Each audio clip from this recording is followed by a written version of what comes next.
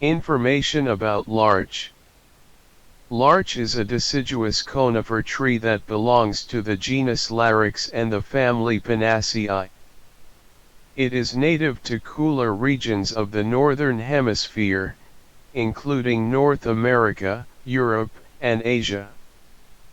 Larch trees are medium to large in size, with a typical height of 20 to 45 meters, 65 to 150 feet, and a trunk diameter of 1 to 1.5 meters, 3 to 5 feet.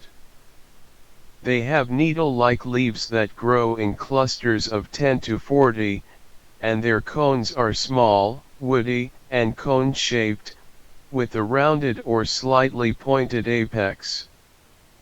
Larch trees are highly valued for their wood, which is strong, durable, and resistant to rot and insects.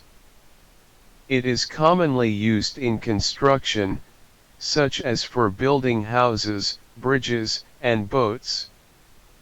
Larch trees are also known for their resin, which is used in traditional medicine for its antiseptic and anti-inflammatory properties.